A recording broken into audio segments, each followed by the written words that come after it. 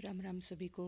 तो हम पढ़ा रहे थे प्राचीन हरियाणा का इतिहास। अपने पिछली वीडियो नहीं देखे तो प्लेलिस्ट में हरियाणा का इतिहास के नाम से प्लेलिस्ट बनी हुई है, तो आप पिछली वीडियो को जाकर देख सकते हो। और आज प्राचीन हरियाणा बिल्कुल कंप्लीट हो जाएगा, फिर हम करेंगे मध्यकाल हरियाणा। तो जल्दी से वीडियो को लाइक कर दीजिए। अगर आप वीडियो पर पहली बार आए हैं तो चैनल को सब्सक्राइब जरूर कर लेना। तो चलिए स्टार्ट कर लेते हैं। जैन धर्म तो हम यहाँ तक पढ़ा चुके थे, आगे करते हैं। जैन धर्म हरियाणा में बौद्ध धर्म के पश्चात जैन धर्म का प्रभाव रहा है, जिसके प्रचार में जैन संत लोहाचार्य का स्थान प्रमुख था। इन्होंने अग्रोहा तथा रोहतक में भी जैन धर्म का विस्तार किया, किंतु बौद्ध धर्म का प्रभाव यहाँ अधिक था। 6वीं-7वीं सदी के उपरांत जब बौद्ध धर्म कमजोर होने लगा, तब हरियाणा में जैन आचार्य जिन वल्लभ सूरी, हरिभद्र सूरी, अभयदेव आदि के प्रयास से जैन धर्म का बड़े स्तर पर प्रसार हुआ। राज्य में जैन धर्म 5 रंगों वाले ध्वज के साथ आम लोगों तक फैला, जिसमें 5 रंग परमेष्टियों के प्रतीक माने गए तथा 5 रंगों में 5 महाव्रतों की परिकल्पना भी निहित थी। इन रंगों में धवल रंग को अहिंसा का, ऋणाभ सत्य का, पीताम्ब आचार्य का, हरिताभ ब्रह्मचर्य तथा नीलाभ अपरिग्रह का प्रतीक माना गया। राज्य में रोहतक, सिरसा आदि जैन धर्म के प्रमुख केंद्र बने, किंतु मध्यकाल तक आते आते जैन धर्म का प्रसार कम होने लगा तथा कुछ ही क्षेत्रों तक सीमित हो गया। जैन धर्म के प्रमुख केंद्र एवं उनका महत्व। हरियाणा में जैन धर्म के प्रमुख केंद्रों का उल्लेख इस प्रकार है। नंबर 1 थानेसर कुरुक्षेत्र में है। यह क्षेत्र राज्य में जैन ऋषि मुनियों की गतिविधियों का प्रमुख केंद्र था। यहाँ से प्राचीन जैन मूर्तियाँ प्राप्त हुए हैं। वर्तमान में भी श्री सुंदर मुनि द्वारा रचित एक पुस्तक बीकानेर के राजकीय संग्रहालय में सुरक्षित रखी हुई है। यह पुस्तक आयुर्वेद से संबंध है तथा इस स्थान के रूप में थानेसर तथा 1645 ईस्वी में लिखा हुआ है। रोहतक यह क्षेत्र 7वीं शताब्दी के आसपास जैन धर्म के बड़े केंद्र के रूप में उभरा। रोहतक के खोखराकोट क्षेत्र से जैन धर्म से संबंधित प्राचीन मूर्तियाँ मिली हैं, जिसमें गोद में बच्चा लिए एक जैन मातृक तथा जैन सरस्वती की मूर्तियाँ भी शामिल हैं। इनमें से कुछ मूर्तियाँ यहाँ स्थित काली माता के मंदिर में रखी गई हैं। यहाँ से जैन तीर्थकर पार्श्वनाथ तथा महावीर स्वामी की भी मूर्तियाँ प्राप्त हुई हैं। यहाँ के कुछ अवशेष पुरातत्व विभाग चंडीगढ़ में भी है। जींद यहाँ से जैन तीर्थकर आदिनाथ की धातु की प्रतिमा प्राप्त हुई है, जिस पर 9वीं सदी का एक लेख लिखा गया है। इतना ही नहीं, यहाँ जैन अनुयायियों के घरों में प्राचीन जैन मूर्तियाँ पाई जाती हैं। पिंजौर पंचकुला में है। यह भी जैन धर्म का एक प्रमुख केंद्र था। यहाँ कई जैन मूर्तियाँ मिली हैं, जिसमें चंद्रप्रभर, पार्श्वनाथ तथा महावीर स्वामी की मूर्तियाँ प्रमुख है। सिरसा 10वीं शताब्दी के निकट सिरसा में जैन धर्म का प्रभाव था। सिरसा के निकटवर्ती क्षेत्रों से जैन मूर्तियों के खंडित अवशेष मिले हैं, जिसमें सिंहासन पर बैठी मूर्ति प्रमुख है। इसमें सिंहासन के सामने वाले भाग पर चक्र तथा दोनों ओर सिंहों के अलंकरण उत्कीर्ण किए गए हैं। हांसी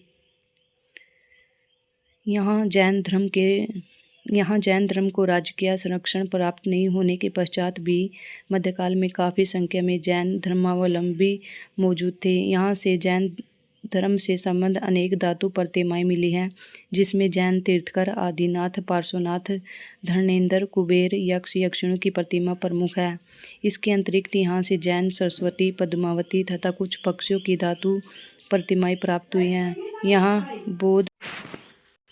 इसके अतिरिक्त यहाँ से जैन सरस्वती, पद्मावती तथा कुछ पक्षियों की धातुएं प्रतिमाएं प्राप्त हुई हैं। यहाँ बुद्ध, जैन स्तूप, भूमि स्पर्श बौद्ध तथा ब्रह्मा आदि की प्रतिमा भी प्राप्त हुई हैं। अस्तलबोहर रोहतक में है।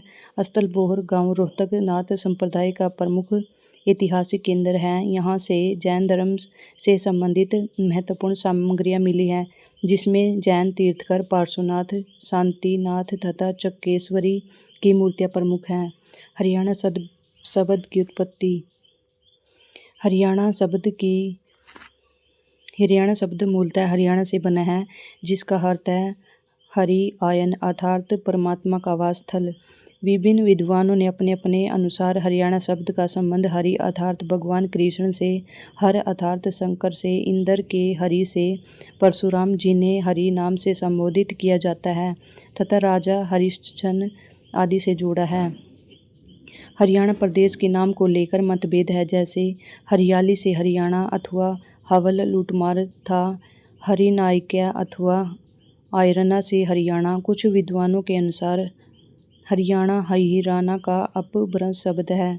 यहाँ प्राचीन काल से अच्छी चारागाह भूमि के कारण अहीरों या अमीर जाति के लोग बड़ी संख्या में रहते आ रहे हैं। महाभारत काल में हरियाणा के लिए बहुधान्यक्या शब्द का प्रयोग होता था, जिसका अर्थ होता है बहुत सारा अनाज।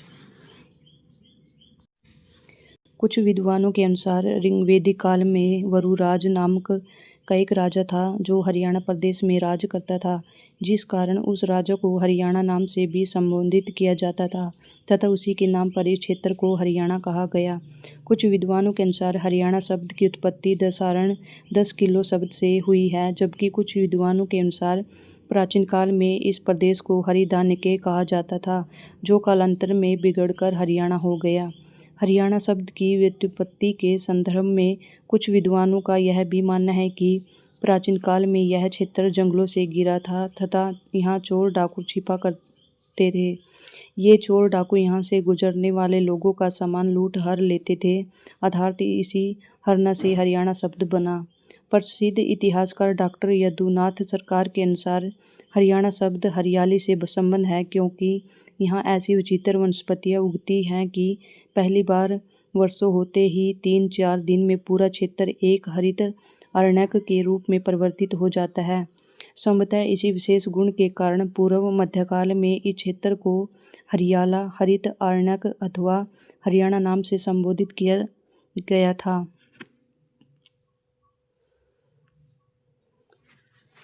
हरियाणा के नामकरण के संबंध में विभिन्न मत हैं। स्कंद पुराण के कुमारिक खंड में हरियाणा को हरियाला कहा गया है। रोहतक के प्रसिद्ध जैन कवि पुष्पदंत 10वीं शताब्दी ने अपने ग्रंथ महापुराण के अखिल्या परिपालिया हरियाणा में सर्वप्रथम हरियाणा शब्द का प्रयोग किया है। जैन कवि श्रीधर हरियाणा ने अपने ग्रंथ पाषाण चरियु में हरियाणा को हरिणाए कहा गया है। हरियाणा को बाणभट्ट ने श्रीकंठ जनपद राहुल साकृत्यायन ने हरिधान्यक्या, डॉक्टर बुद्ध प्रकाश ने अभिरयाणा, डॉक्टर SR गुप्ता ने आर्याना, आर्यों का घर यदुनाथ सरकार ने हरियाला और महाराज कृष्ण ने हवम लूटपाट कहा है। ब्रह्मवत तथा अन्य जनपदों के साथ हरियाणा ब्रह्म प्रदेश का अंग था। महाभारत काल में पुरु वंशीय शासक कुरु से संबंध होकर ब्रह्मवर्त कुरुक्षेत्र कहलाने लगा। स्कंद पुराण में कुरुक्षेत्र का नाम हरिक्षेत्र बताया गया है। कुरुक्षेत्र के दक्षिण के क्षेत्र को खांडप्रस्थ तथा दक्षिण पूर्वी क्षेत्र को बहुधान्यक्या प्रदेश कहते थे। बहुधान्यक्या प्रदेश को पूर्व में कुरु जंगल कहा जाता था। 6वीं-7वीं शताब्दी में कुरुक्षेत्र, कुरु जंगल आदि क्षेत्र श्रीकंठ जनपद के नाम से जाने जाते थे। यह नाम किसी नागवंशीय शासक ने दिया था। पुष्यभूति वंश के पतन के उपरांत 9वीं शताब्दी में अपनी हरियाली के कारण यह प्रदेश हरियाला कहलाने लगा। प्रसिद्ध लेखक धरणीधर ने अपने ग्रंथ अखंड प्रकाश में हरियाणा प्रदेश को हरिबाणक शब्द से संबोधित किया है। इस पुस्तक में हरियाणा का क्षेत्रीय विस्तार पालम दिल्ली से लेकर पटियाला कुसुम्ब कोहन गांव तक माना गया है, अर्थात इस काल में दिल्ली हरियाणा के अंतर्गत आता था। राष्ट्रीय संग्रहालय दिल्ली में अवस्थित एक शिलालेख 328 ईस्वी में इस क्षेत्र के लिए हरियाणा शब्द का उल्लेख है। इसी प्रकार राजस्थान के बिजोलिया में अवस्थित एक शिलालेख में हरियाणा को हरितानक कहा गया है तथा पालम बावली के लेख में हरियाणा को हरिणायक कहा गया है।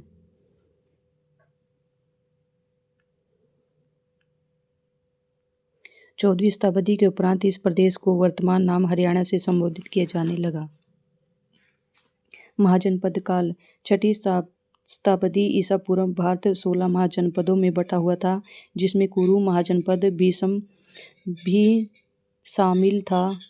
शामिल था, जिसका विस्तार वर्तमान के हरियाणा सहित दिल्ली एवं मेरठ में था। इसकी राजधानी हस्तिनापुर थी।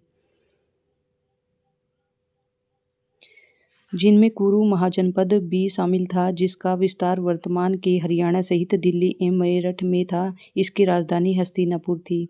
कुरु महाजनपद सहित 16 महाजनपदों का जानकारी बौद्ध ग्रंथ अंगुत्तर निकाय से मिलती है। महाभारत काल के बाद गणतंत्रीय व्यवस्था का उदय हुआ।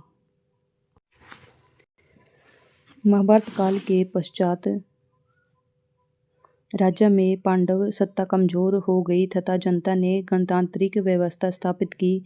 संभवतः इस गणतंत्रीय राज्य का नेता चंद्रगुप्त था। चंद्रगुप्त ने अपने पराक्रम ने नेपोलियन की तरह राजतंत्रीय शासक बन गया और वर्तमान के हरियाणा सहित पंजाब एवं अन्य क्षेत्रों को अपने अधीन कर लिया। हरियाणा में गणतंत्रीय व्यवस्था के संस्थापक संभवतः मौर्य जन ही थे। मौर्य वंश हरियाणा प्रदेश 324 से 232 ईसा पूर्व तक मौर्यों के अधीन रहा था। मौर्य काल में चंद्रगुप्त मौर्य एक पराक्रमी राजा था। 324 ईस्वी में चंद्रगुप्त मौर्य ने पंजाब और हरियाणा का राजा बनने पर धीरे धीरे अपनी शक्ति बढ़ाते हुए मगध के नंद वंश के शासक गणानंद को पराजित किया। चंद्रगुप्त का उत्तराधिकारी बिंदुसार तथा बिंदुसार का उत्तराधिकारी उसका पुत्र अशोक हुआ। मौर्य शासक अशोक के शासनकाल के साथ अभिलेख अम्बाला जिले के टोपरा नामक स्थान पर अंकित है। हरियाणा के थानेसर में भी अशोक ने बौद्ध स्तूप का निर्माण करवाया था। थानेसर को अशोक का पैतृक राज्य भी कहा जाता है। अशोक के उत्तराधिकारी अयोग्य सिद्ध हुए, जिस कारण मौर्य साम्राज्य का पतन होने लगा तथा हरियाणा की जनता ने धीरे धीरे पुनः गणतंत्रीय व्यवस्था स्थापित कर दी। कुरुक्षेत्र में पुरातात्विक खोज दर्शाती है कि हरियाणा मौर्य साम्राज्य का भाग था। मौर्य वंश की शासन व्यवस्था के प्रमाण जगाधरी के निकट सुग से प्राप्त उत्तरी चमकीले काले मृदबांड थानेसर के स्तूप तथा हिसर व टोपरा से प्राप्त स्तंभों आदि से मिलते हैं। योध्या गणराज्य भारत का सबसे बड़ा गणराज्य योध्या गणराज्य ही था, जिसका केंद्र हरियाणा था। योध्या शब्द का उल्लेख लगभग 5वीं सदी ईसा पूर्व से मिलता है। महाभारत, पुराण, महाभाष्य आदि ग्रंथों में योध्या शब्द का उल्लेख है। महाभारत के द्रोण पर्व के अनुसार योध्यागण की स्थापना योध्या ने की थी। योध्यागण के सिक्के सर्वप्रथम 19वीं शताब्दी में कनिंगम को हरियाणा क्षेत्र में मिले। रोजर्स महोदय को हांसी और खरखोदा से योध्यागण के सिक्के मिले। हरियाणा के सोनीपत से भी योध्यागण के सिक्के मिले। इसी प्रकार जींद के जैजवंती नामक स्थान से वर्ष 1938 से 39 में योध्या सिक्कों का एक बड़ा ढेर मिला। हरियाणा के हिसार, सिरसा, सोनीपत, रोहतक, गुरुग्राम, करनाल आदि जिलों में भी सिक्के मिले हैं, जिसमें वर्ष 1961 में रोहतक जिले में मिला सिक्का सर्वाधिक महत्वपूर्ण है। हरियाणा पुरातत्व संग्रहालय झज्जर में योध्या सिक्कों को सुरक्षित रखा गया है। रोहतक के खोखराकोट के टकसाल से वर्ष 1936 में जीवाश्म वैज्ञानिक बिरबल साहनी का ऐसा ही मुद्राक मिला था, जिससे योध्या गणराज्य के सिक्के डाले जाते थे। बिरबल साहनी ने the technique of casting coins in the एस्टियर्ड इंडिया नामक पुस्तक में ही लिखा है कि सारे संसार में जो टकसालों में मुद्राओं के बनाने की प्राचीन सामग्री प्राप्त हुई है, उन सब में रोहतक से प्राप्त सामग्री सर्वोत्तम, सबसे मूल्यवान और महत्वपूर्ण है। भिवानी के नौरंगाबाद से भी टकसाल मिले हैं, जहां से योध्यागण के सिक्के व सांचे मिले हैं। मौर्य साम्राज्य के विघटन के पश्चात योध्या गणराज्य के अंतर्गत संपूर्ण हरियाणा, राजस्थान, उत्तर प्रदेश व पंजाब के कुछ भाग शामिल हो गए हैं। योध्या गणराज्य में हरियाणा को बहुधान्य कहा जाता था। योध्याना बहुधान्यक मुद्रा मौर्य साम्राज्य के पतन के दौरान की है। इस पर मौर्यकालीन लिपि अंकित है।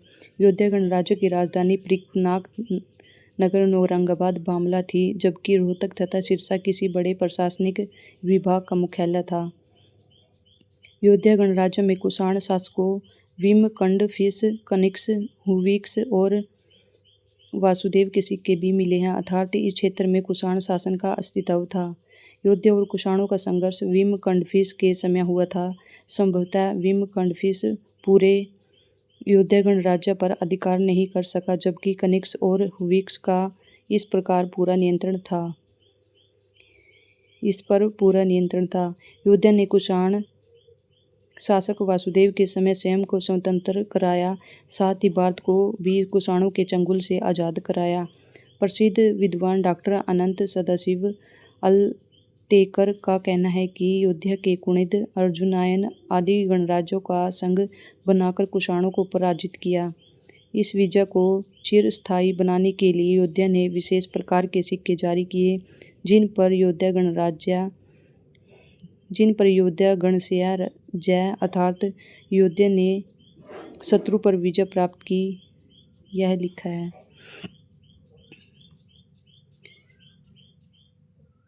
अयोध्याना जय मंत्र धराणाम वाले सिक्के से भी इसकी पुष्टि होती है।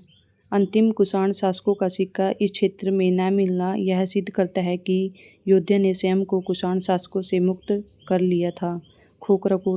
खोखराकोट अयोध्या गणराज्य का प्रसिद्ध शहर था। इसे अयोध्या गणराज्य की राजधानी भी माना जाता है। वर्तमान में यह रोहतक जिले के समीप एक विशाल टीले के रूप में स्थित है। इस पुरातात्विक स्थल का उत्खनन कार्य पुरातत्व और संग्रहालय विभाग द्वारा महर्षि दयानंद विश्वविद्यालय रोहतक की सहायता से वर्ष 1988 से 1990 के मध्य कराया गया। इस स्थल से सर्वप्रथम चित्रित धूसर मृदवान संस्कृति के साक्ष्य प्राप्त हुए हैं। इसके बाद यह क्षेत्र संभवतः अयोध्या कुषाण एवं गुप्त शासकों के अधीन रहा होगा। इस स्थल से टेराकोटा के सिक्के, मुहरे आदि भी प्राप्त हुए हैं।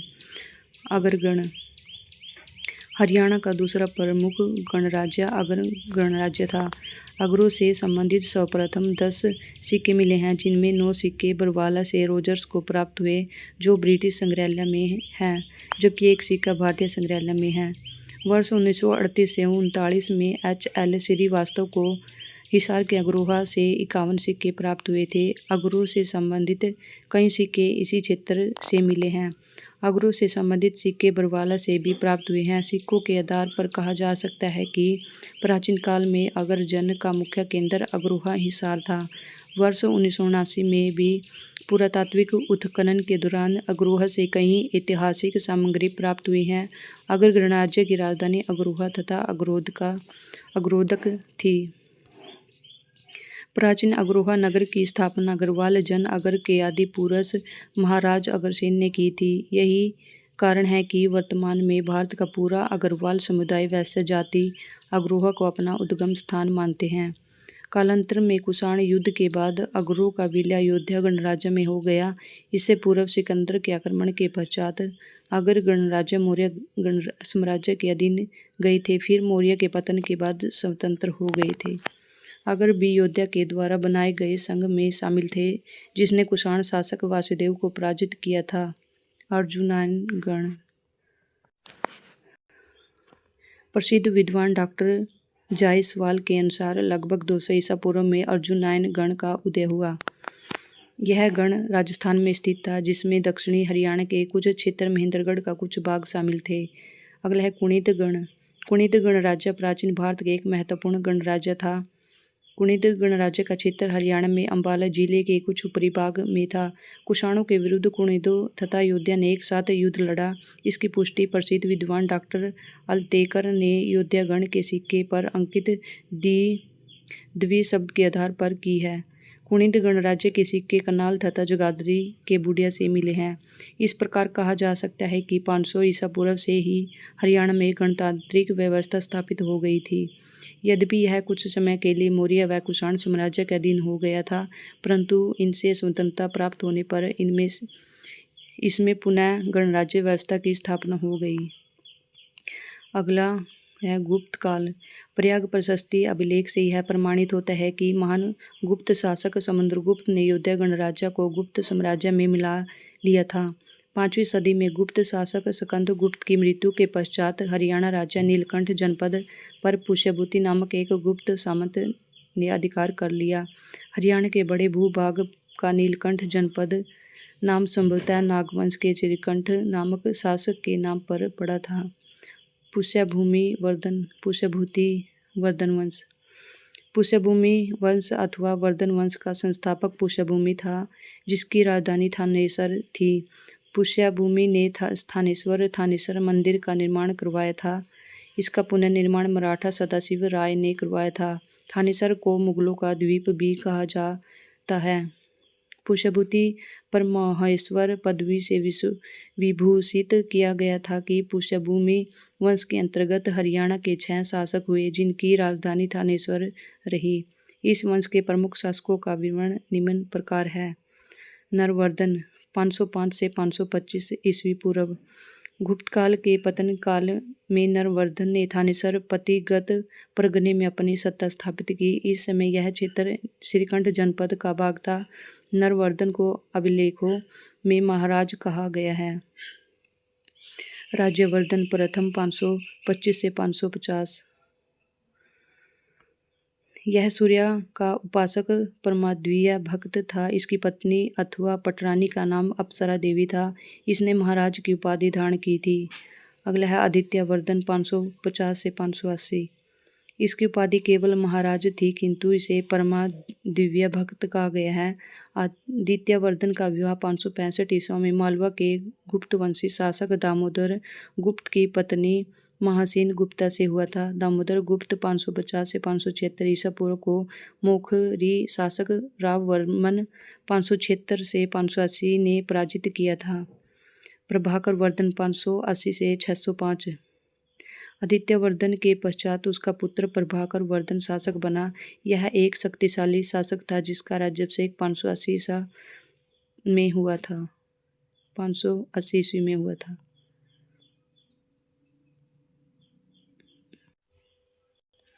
प्रभाकर वर्धन ने अपने पराक्रम से महाराजाधिराज, परम भट्टारक तथा प्रतापशील की उपाधियां धारण की थी। बाणभट्ट के अनुसार यह अनेक युद्धों का विजेता था। Doctor R.S. त्रिपाठी के अनुसार प्रभाकर वर्धन का राज्य उत्तर में पंजाब से लेकर दक्षिण के मरु प्रदेश हरियाणा तक फैला हुआ था। प्रभाकर वर्धन ने हूण शासकों को पराजित कर लाट, मालव, सिंध तथा गांधार जैसे राज्यों पर विजय प्राप्त की थी। यह वर्धन वंश की पूर्ण स्वतंत्रता का जन्मदाता था। प्रभाकर वर्धन ने मालव राजवर्ती गुप्त, नरेश महासेन गुप्त के पुत्रों कुमार गुप्त 18 वर्ष तथा माधव गुप्त कुमार गुप्त से छोटा राज्यवर्धन तथा हर्ष का अनुचर नियुक्त किया था। इसकी मृत्यु 605 में हो गई थी। राज्यवर्धन द्वितीय 605 से 606 ईस्वी तक शासन रहा। यह प्रभाकर वर्धन और महारानी यशोमती का जेठ पुत्र था। इसने हूणों के साथ युद्ध लड़ा था। जब यह 6 वर्ष का था, तब यशोमती के भाई शीलादित्य ने अपने 8 वर्ष के पुत्र भंडी का राज्यवर्धन तथा हर्षवर्धन के अनुचर के रूप में भेजा था। राज्यवर्धन के समय कन्नौज में मोखरी वंश का शासक गृहवर्मा शासन करता था। गृहवर्मा के साथ राज्यवर्धन की बहन राजश्री का विवाह हुआ था। 606 में कन्नौज नरेश देवगुप्त और गौड़राज संसाक ने धोखे से राज्यवर्धन की द्वितीय का वध कर दिया। हर्षवर्धन 606 से 647 ईस्वी तक शासन रहा। हर्षवर्धन का राज्यवर्धन की मृत्यु के पश्चात 606 ईस्वी में हर्षवर्धन वर्धन वंश का शासक बना। हर्ष का विधिवत राज्याभिषेक 612 ईस्वी में हुआ, जब इसने राजपुत्र की उपाधि और शीलादित्य उपनाम धारण करके कन्नौज की गद्दी प्राप्त की थी। हर्षवर्धन ने 636 ईस्वी में कन्नौज को वर्धन वंश की दूसरी राजधानी बनाया था। हर्ष बचपन से ही कुशागर बुद्धि था। इसने देवगुप्त तथा पंचगौड़ शासक संसांग को हराया था। इसने परम भट्टारक की उपाधि भी धारण की थी। राजा हर्षवर्धन ने नागानंद नाटक की रचना की थी। हर्षवर्धन का दरबारी कवि बाणभट्ट था, जिसने हर्षचरित में पुष्यभूति वंश की प्रशंसा की थी। हर्षकाल में राज्य प्रांतों में विभाजित था। प्रांत को भुक्ति कहा जाता था तथा प्रशासन की छोटी इकाई गांव थी। चीनी यात्री हिनस्वांग 629 ईस्वी में हर्ष के काल में भारत आया था। यह 635 से 644 ईस्वी तक थानेसर में ही रहा था। हिनस्वांग ने अपनी पुस्तक सी में थानेसर कुरुक्षेत्र का वर्णन किया है। हर्ष ने अंतिम आक्रमण पूर्वी तट पर गंजाम पर किया था, जिसे इसने पराजित कर थानेसर में मिला लिया। हर्ष की मृत्यु 647 ईस्वी में हुई थी। हर्ष की मृत्यु के पश्चात हरियाणा क्षेत्र पर गुर्जर प्रतिहारों ने शासन किया। हर्षकालीन ताम्र मुद्राएं तथा इंडो ग्रीक बैक्टीरियो के दिहरम हरियाणा के सोनीपत से प्राप्त हुए हैं। हरियाणा और गुर्जर प्रतिहार काल। हरियाणा के सिरसा जिले के जोधका नामक स्थान से प्राप्त एक अभिलेख से ज्ञात होता है कि प्रतिहारों का हरियाणा में आधिपत्य स्थापित था। प्रतिहार शासक वत्सराज ने गल नामक के तोमर सरदार को यहाँ का विशेष प्रशासक बनाया था, परंतु राष्ट्रकूट शासकों के बढ़ते प्रभाव के समझ वत्सराज अधिक दिनों तक सत्ता में नहीं रहा, उसे सत्ता से निष्कासित कर दिया गया। वत्सराज के निष्कासन के पश्चात तोमर शासकों को अपनी शक्ति बढ़ाने का अवसर मिला, परंतु तोमर अधिक समय तक अपनी शक्ति को स्थापित रखने में सफल नहीं हो पाए। पाल वंशीय शासक धर्मणन ने उन्हें पराजित कर अपने अधीन कर लिया। कुछ समय पश्चात हरियाणा हो गया उसे अनेक संघर्षों का सामना करना पड़ा। 1833 ईस्वी में नागभट्ट के निधन के बाद उसका पुत्र रामभद्र शासक बना। रामभद्र एक अयोग्य शासक सिद्ध हुआ। उसके छोटे कार्यकाल 833 से 836 ईस्वी में अराजकता की स्थिति उत्पन्न हो गई, परंतु रामभद्र का पुत्र मिहिरभोज एक योग्य शासक सिद्ध हुआ। अपनी योग्यता एवं बुद्धिमत्ता का परिचय देते हुए मिहिरभोज ने एक सुदृढ़ इतिहास साम्राज्य की स्थापना की। मिहिरभोज के शासनकाल में प्रतिहार साम्राज्य प्रगति के मार्ग पर अग्रसर हुआ तथा पेहवा एक व्यापारिक केंद्र के रूप में स्थापित हुआ। मिहिरभोज ने कन्नौज को अपनी राजधानी बनाया। मिहिरभोज ने 1836 ईस्वी में 1836 ईस्वी से 1885 ईस्वी तक शासन किया। 885 ईस्वी तक शासन किया। मिहिरभोज ने 836 ईस्वी से 885 ईस्वी तक शासन किया। 885 ईस्वी में निधन के बाद मिहिरभोज का पुत्र महेंद्रपाल शासक बन, परंतु वह अपने पिता की भांति योग्य सिद्ध नहीं हुआ।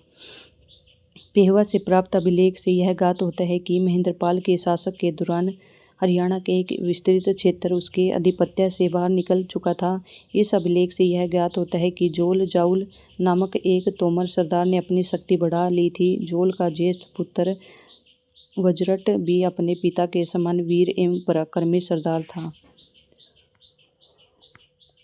उसके नेतृत्व में हरियाणा में शांति व्यवस्था कायम रही। वज्रट का पुत्र जजुक भी एक योग्य सरदार था। वह परिस्थितियों को समझता था। 910 ईस्वी में महेंद्रपाल के निधन के पश्चात राजनैतिक अस्थिरता का माहौल उत्पन्न हो गया। इस परिस्थिति का लाभ उठाते हुए जजुक के 3 पुत्र गोगा, पूर्णराज एवं देवराज ने हरियाणा के सीमावर्ती क्षेत्रों में अपना प्रभुत्व स्थापित कर स्वतंत्र रूप से तोमर शासन की नींव रखी। राजशेखर प्रतिहार शासक महेंद्रपाल के दरबार में रहते थे। हरियाणा और तोमर वंश। तोमर वंश की उत्पत्ति के संदर्भ में विभिन्न इतिहासकारों के मध्य मतभेद हैं। मुगलकालीन इतिहासकार खंडक राम के अनुसार तोमर वंश के शासक सोमवंशी क्षत्रिय थे। 1631 ईस्वी के शिलालेख में तोमर को सोमवंशी क्षत्रिय एवं पांडवों का वंशज माना गया है। पेहवा शिलालेख के माध्यम से यह भी जानकारी मिलती है कि हरियाणा में तोमर वंश का उदय जोल जाउल नामक सरदार के द्वारा हुआ। इसी शिलालेख से यह भी ज्ञात होता है कि जोल एक स्वतंत्र शासक नहीं था, बल्कि यह तोमर शासक अनंगपाल की 5वीं पीढ़ी से पैदा हुआ था। अनंगपाल ने ही तोमर राज्य की नींव रखी थी, जिसकी राजधानी दिल्ली है। ऐतिहासिक स्रोतों से ज्ञात होता है कि जोल ने प्रतिहारों की अधीनता स्वीकार करके अपनी मुद्राएं प्रचलित करवाई। जोल के बाद अपरिछदेव, जिसे गोग के नाम से जाना जाता है, तोमर वंश का शासक बना। अपरिछदेव एक प्रतापी शासक था, जिसने तोमरों को बहुत समय पश्चात पूर्ण सत्ता प्रदान की थी। अपरिछदेव के बाद उसका उत्तराधिकारी पीपल राजदेव हुआ। पीपलदेव एक स्वतंत्र शासक था। पीपल राजदेव की मुद्राएं भी मिलती हैं, जो उसके स्वतंत्र शासक होने का प्रमाण प्रस्तुत करती हैं। पीपल राजदेव के पश्चात 3 अन्य राजाओं रघुपाल, विल्हणपाल और गोपाल का उल्लेख मिलता है। इन राजाओं की कोई प्रचलित मुद्राएं नहीं मिलती हैं, जो यह सिद्ध करती हो कि ये तीनों स्वतंत्र शासक नहीं थे। चौहान एवं तोमर शासकों के मध्य संघर्ष। हर्षनाथ के शिलालेख 1973 ईस्वी में यह भी जानकारी मिलती है कि राजनीतिक अस्थिरता के मध्य चौहान एवं तोमर शासकों के मध्य संघर्ष हुए थे। इसी शिलालेख से पीपल राजदेव और विल्हणपाल के साथ शाकंभरी के चौहान शासकों के संघर्ष होने के साक्ष्य मिलते हैं, जिसमें तोमर शासकों की हार हो गई थी। तोमर शासक पीपलराज को उनके समकालीन चौहान शासक चंदन ने पराजित किया था। पीपलराज के उत्तराधिकारी रघुपाल का विल्हण भी चौहान शासकों से पराजित हुए। विल्हणपाल के पुत्र गोपाल ने स्वतंत्रता प्राप्ति हेतु चौहान शासक सिंहपाल ने युद्ध किया, परंतु उसे पराजय का सामना करना पड़ा। गोपाल के पश्चात उसका उत्तराधिकारी सुलक्षणपाल 1997 से 1005 ईस्वी बना। सुलक्षणपाल ने अपने शासनकाल में नई मुद्रा प्रचलित करवाई। इससे यह सिद्ध होता है कि सुलक्षणपाल एक स्वतंत्र राजा था। सुलक्षणपाल के पश्चात जयपाल उत्तराधिकारी बना। इसी समय भारत पर तुर्कों का आक्रमण होना प्रारंभ हुआ। संभवतः ऐसा माना जाता है कि तुर्क आक्रमण का संयुक्त रूप से सामना करने हेतु चौहान और तोमर शासकों ने संधि कर ली। हरियाणा के प्राचीन अवशेषों के प्राप्ति स्थान अवशेष स्थान जहाँ से प्राप्त हुए। मौर्यकालीन स्तूप व अवशेष मिले हैं हिसार व फतेहाबाद से। हड़प्पा सभ्यता से पहले की सभ्यता के आभूषण एवं अवशेष मिले हैं कुरनाल फतेहाबाद से। हड़प्पा कालीन सभ्यता के अवशेष मिले हैं भिवानी से। कुषाणकालीन सोने व तांबे के सिक्के मिले मिथातल भिवानी से। इंडो ग्रीक के सिक्के खोकराकोट रोहतक से। सोने तांबे के सिक्के मिथातल भिवानी से। सिक्के डालने के सांचे खोकराकोट औरंगाबाद से। युद्धकालीन सांचे मिले हैं खोकराकोट रोहतक से। टकसाले अग्रोहा बरवाला औरंगाबाद। कुणिंदकालीन सिक्के मिले हैं करनाल जगाधरी भूडिया से। समुद्रगुप्तकालीन सिक्के मिले हैं मिथातल से। गुप्तकालीन मुद्राएं मिली हैं रोहतक से। शुंगकालीन फलक मिले हैं शुंग से। हर्षकालीन ताम्र मुद्राएं मिली हैं सोनीपत से। योध्या गणराज्य की मुहरें मिली हैं औरंगाबाद भिवानी से। जैन मूर्तियां मिली हैं हांसी व रानीला से। कुषाण शैली का द्वार स्तंभ है रोहतक। यक्ष की मूर्तियां मिली हैं पलवल से। रामायण से कित फलक नचारखेड़ा भिवानी से। मिट्टी की मूर्ति मिली हैं दौलतपुर से। अगरिया जनपद के सिक्के मिले हैं अग्रोहा हिसार से। बलराम की मूर्ति मिली है अस्तरबोहर रोहतक से। गुर्जर प्रतिहार कालीन अभिलेख मिले हैं पेहवा से। हरियाणा राज्य के नगरों के प्राचीन नाम। पनपरस्त पानीपत को कहा जाता है। पृथुदक पेहवा। अग्रोधका अग्रोहा को कहा जाता था। रवाड़ी रेवाड़ी को। अंबाला सरण्यावत कुरुक्षेत्र को। रोहितास रोहतक को कहा जाता था। सरिस्कम सिरसा को। इकदार फतेहाबाद को। जयंतपुरी जींद को। एपलवा पलवल। अब्दुल्लापुर यमुनानगर को। सरफाबाद बहादुरगढ़ को कहा जाता था। गवन मोहाना गोहाना को। सोनपरस्त सोनीपत को। परिकतनाग औरंगाबाद को। गुरुग्राम को। सर्प दमन सफेदों को। कानोड़ महेंद्रगढ़ को। आसी हांसी को। महेश महम पंचपुरम